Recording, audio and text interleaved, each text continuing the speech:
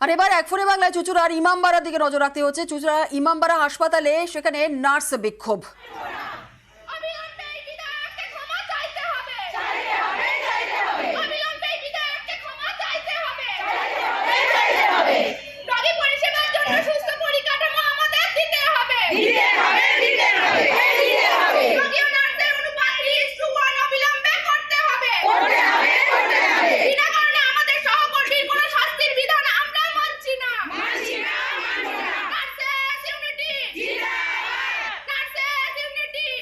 বিধায়ক অসিক মজুমদারের বিরুদ্ধে বিক্ষোভ দেখাচ্ছেন নার্সরা। হাসপাতালে ঢুকে নার্সকে হুমকির অভিযোগ।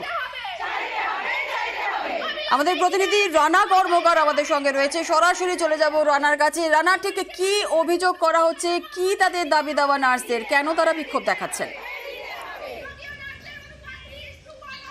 হ্যাঁ জুনালা, দেখো গত 2রা ফেব্রুয়ারি এই চুঁচুড়া ইমামবাড়া হাসপাতালে একটি রোগী ভর্তি করার পর তাকে আয়া রাখতে হবে এই নিদান দিয়েছিল একজন কর্তব্যরত নার্সিং স্টাফ।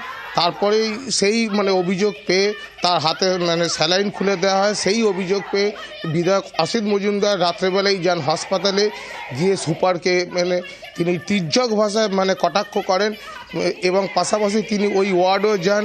সেখানেও তিনি কর্তব্যরত যারা নার্সিং স্টাফ আছেন তাদেরকে বলেন যে কেন আয়া রাখতে হবে, আয়া না রাখলে চিকিৎসা পরিষেবা পাবে না।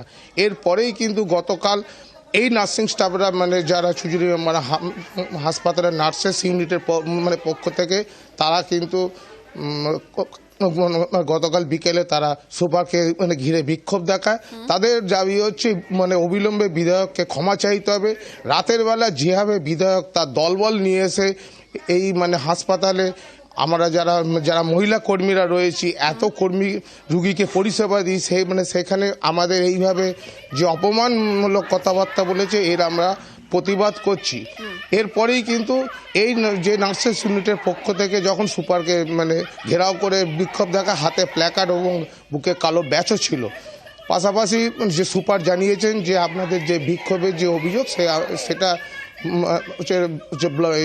জেলা স্বাস্থ্য আধিকারিককে পাঠানো হবে। অসিত মজুমদার এর প্রতিক্রিয়া জানিয়েছে। আর এই বিক্ষোভ নিয়ে হাসপাতাল সুপার কি বলছেন শোনাবো।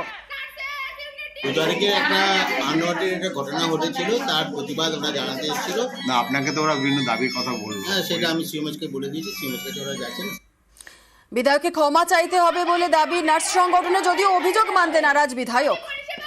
আন্দোলন করুন, বিপ্লব করুন, বিপ্লব দীর্ঘজীবী হোক বলুন, বাট পরিষেবা দিয়ে বলুন। আর আমার ক্ষমা চাইবার প্রশ্ন নেই নেই নেই। আমি মানুষের জন্য গেছি, রাত্রির 11টার সময় ওখানে হেমা মালিনীর নাচ দেখতে যাইনি, অভিযোগের সত্যতা যাচাই করতে গেছি এবং আমার সাথে যারা গেছে তারা জনপ্রতিনিধি। নিজেই বড় বড় ডায়লগ মেরে গেলেন না, এই ডায়লগ বন্ধ করতে তো আমার 2 মিনিট লাগতো। সে নিরাপত্তাটাও আমরা দিয়েছি।